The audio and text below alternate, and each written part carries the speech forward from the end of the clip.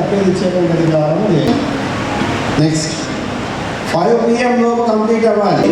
3ంటికి ballot paper యొక్క final చేయడం జరుగుతుంది. ఆల్ రిజెక్టెడ్ నామినేషన్ యాక్షనాలలోని అక్షరాల క్రమంలో పేర్ల వరుస రాసుకుంటాం. Right. For election to the office of sarpanch member clock పెడతారు, లేకపోతే ఎవరినో ఒక టైం పెడతారు. వాడు రాసిన పేరులో మొదటి అక్షరాన్ని ప్రామాణికంగా తీసుకుంటాం.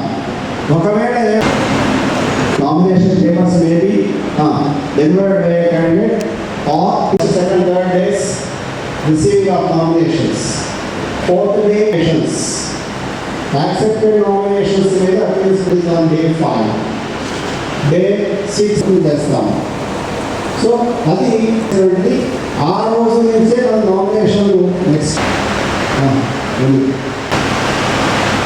నామినేషన్ తీసుకునేటప్పుడే నామినేషన్ పత్రంలో ప్రతి కాలం నింపబడ్డదా లేదా, ఏ కాలం కూడా డాక్యుమెంట్ దాఖలు చేయాలి. ఎన్ని మంది అలౌడ్ ఉంటారు లోపల మనీ? ఓకే, నోటీస్ ఆఫ్ ఎలక్షన్లో మనం నామినేషన్ ఎక్కడ తీసుకుంటార్స్లో కూడా who is allowed who is not అనేది ఖచ్చితంగా రాసి ఉండని చూసుకోండి.